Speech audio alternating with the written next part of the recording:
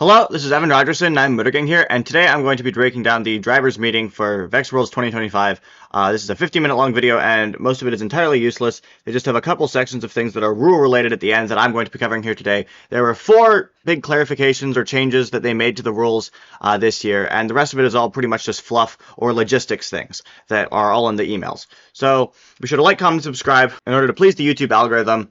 And make sure that you stay tuned because I'm going to be having a bunch of videos coming out, especially over the next month with things leading up to Worlds this year and things after Worlds, especially with the new game manual, so you won't want to miss those, and let's get into it.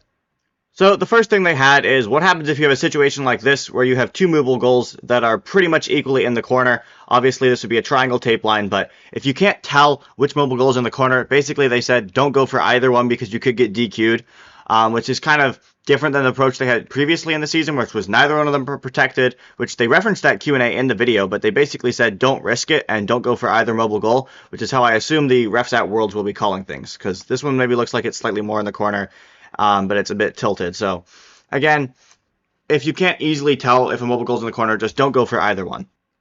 The next thing that they had is what happens if you're shooting a ring onto the high stake during the autonomous routine. I've seen a couple of teams do this. If it goes on, you're fine. And Bailey specifically said that he wants to see teams try and do this. But you should actually not try and do this. Because if your team misses, like this unfortunate team right here, then that ring started on your side of the field, it crossed the line, and if another robot you will lose the autonomous bonus. And then if another robot touches it, they will automatically get the autonomous win point. So basically, if you miss it, you lose Auton, and the other team gets the win point, and you can't get the autonomous win point either now. So it's extremely risky to try and do something like this.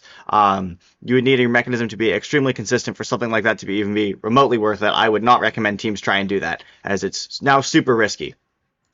Next up, and this is probably the biggest change they made to the rules, is related to G7 and grappling onto game objects.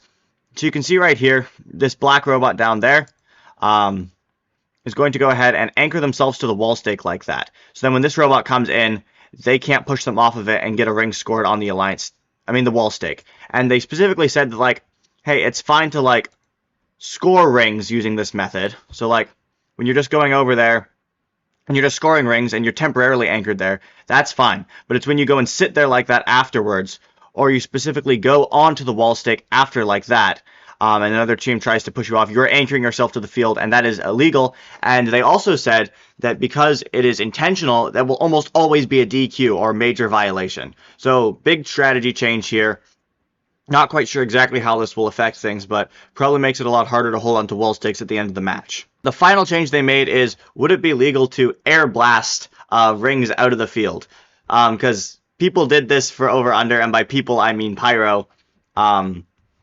So it is not legal to air blast a mobile goal out of the positive corner in the last 30 seconds. The reasoning behind this is for pushing like tri-balls out of the goals. There's nothing saying that removing tri-balls is illegal. It's you couldn't drive under the goal, which they never did. And for spin up, it wasn't descoring discs wasn't illegal. It was just you couldn't reach the discs. But it is specifically illegal to remove mobile goals from the positive corner during the last 30 seconds. So this is not allowed. I hope you enjoyed this video. Don't forget to like, comment, subscribe, and I will see you in the next one.